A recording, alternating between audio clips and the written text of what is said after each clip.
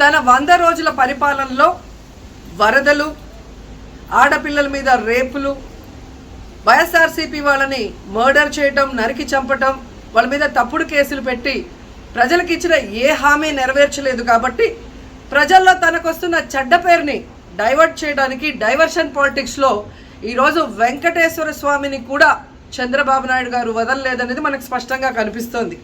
ఎందుకంటే ఆయనకి ఎప్పుడూ అలవాటు, ఎప్పుడెప్పుడు ఆయనకి చెడ్డ పేరు వస్తుందో అప్పుడు ఏదో ఒక ఇష్యూని ఆయనే క్రియేట్ చేస్తాడు.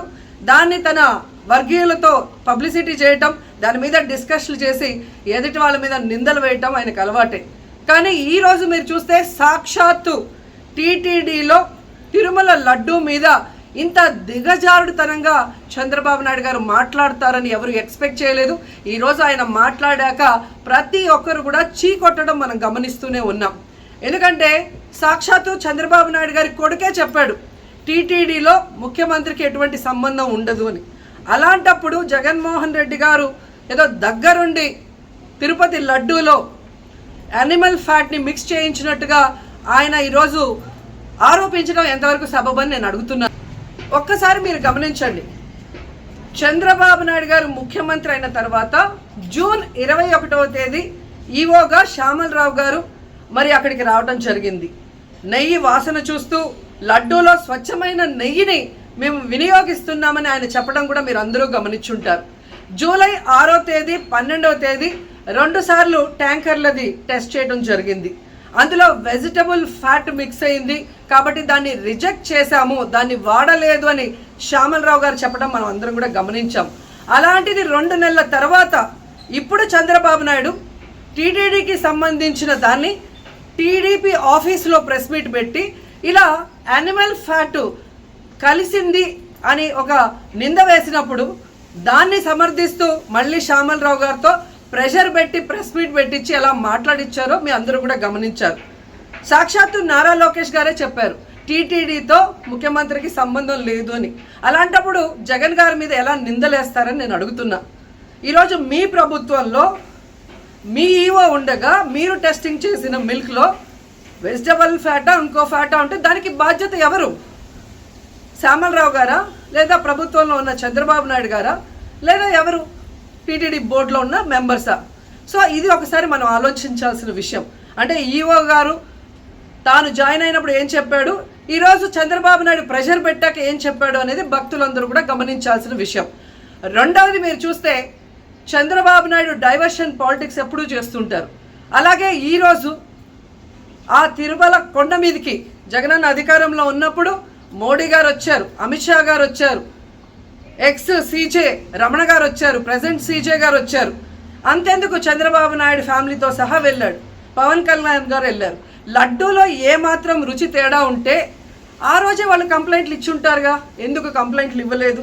ఇప్పుడు ఆ 5 సంవత్సరాల్లో ఏదో జరిగిందని నింద వేయటానికి ఈరోజు టీటీడీని ఎంచుకొని తిరుమల తిరుపతి దేవస్థాన ప్రతిష్టను దిగజార్చడం ఎంతవరకు కరెక్ట్ అని భక్తులందరూ కూడా ఒకసారి ఆలోచించాల్సిన అవసరం ఉంది. అండ్ మూడవది, ఈరోజు ఎవరైతే బీజేపీ నాయకులు కూడా మాట్లాడుతున్నారో వాళ్ళని నేను అడుగుతున్నా, ఇదే టీటీడీ బోర్డులో మెంబర్లుగా బీజేపీకి సంబంధించిన వాళ్ళు ఉన్నారు. మరి ఆ రోజు తప్పు జరిగితే వీళ్ళందరూ ఎందుకు మోడీ గారికి అమిత్ షాకి ఇన్ఫార్మ్ చేయలేదు, ఎందుకు దీని మీద చర్యలు చేపట్టలేదు అనేది నేను అడుగుతున్నా. అలాగే ఈరోజు తెలుగుదేశం పార్టీ అధికార పార్టీలో ఉన్న వేమిరెడ్డి ప్రశాంతి గారు ఆ 5 సంవత్సరాల కాలంలో ఈ పర్చేసింగ్ కమిటీలో 5 సంవత్సరాలు ఉన్నారు. అలాగే ఇప్పుడు మంత్రిగా ఉన్న పార్థసారథి గారు కూడా పర్చేసింగ్ కమిటీలో ఉన్నారు.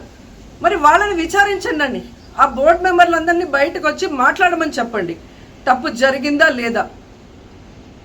ఈరోజు ఇంతమంది గొప్ప గొప్ప వాళ్ళు తిరుమలకు పోయి లడ్డు తిన్నా జరగని తప్పు వాళ్ళ పర్చేస్ కమిటీలో ఉన్న వాళ్ళు జనసేన పార్టీ తెలుగుదేశం పార్టీలో చేరిన వాళ్ళని మాట్లాడకుండా కేవలం జగన్ గారిని టార్గెట్ చేసి మాట్లాడటం చూస్తే రాజకీయ లబ్ధి కోసం తిరుమల పవిత్రను భ్రష్టు పట్టిస్తూ ఈరోజు చంద్రబాబు నాయుడు చేస్తున్న నీచ నికృష్ట రాజకీయాలు అందరూ కూడా గమనించి ఆ చంద్రబాబు నాయుడికి బుద్ధి చెప్పమని కోరుకుంటున్నా.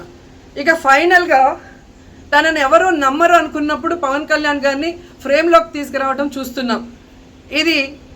ఇది కూడా మనం అందరూ కూడా గమనించాలి. ఎందుకంటే ప్రాయశ్చిత్త దీక్ష చేస్తున్నానని పవన్ కళ్యాణ్ అంటున్నారు. ప్రాయశ్చిత్త దీక్ష ఎవరు చేస్తారు? తప్పు చేసిన వాళ్ళు చేస్తారు. అంటే చంద్రబాబు నాయుడు తప్పు చేశాడు, ఇది అబద్ధం, ఈ లడ్డూలో కల్తీ జరగలేదు, ఇది నాకెక్కడొచ్చి ఆ పాపం చుట్టుకుంటుందన్న భయంతో పవన్ కళ్యాణ్ ప్రాయశ్చిత్త దీక్ష చేస్తున్నారనేది ఈరోజు మాకు అందరికీ అర్థమవుతున్న విషయం. ఎందుకంటే ఈ రాష్ట్రంలో తిరుమల కొండ మీద 1000 కాళ్ళ మండపాన్ని కొట్టేసింది చంద్రబాబు నాయుడు.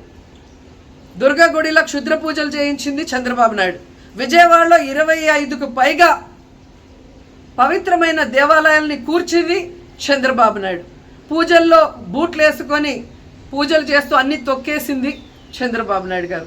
ఇలాంటి చంద్రబాబు నాయుడు కోసం ఎన్ని ప్రాయశ్చిత్త దీక్షలు చేసినా ఆయనైతే దేవుడు క్షమించడు, అలాగే హిందువులు కూడా చంద్రబాబు నాయుడిని క్షమించరు. ఆ పాపం నుంచి తప్పించుకోవడానికి పవన్ కళ్యాణ్ చేస్తున్న ఈ 11 రోజుల ప్రాయశ్చిత్త దీక్ష పవన్ కళ్యాణ్కి మాత్రమే పనికొస్తుంది. కాబట్టి ఇకనైనా తిరుమల తిరుపతి దేవస్థానాన్ని అడ్డం పెట్టుకొని జగనన్న మీద దుమ్మెత్తి పోసే కార్యక్రమాల్లో ప్రతిష్టగా దిగజారిస్తే తిరుపతి అమ్మాయిగా నేను ఊరుకునేది లేదని కూడా ఈ సందర్భంగా తెలియజేసుకుంటున్నాను.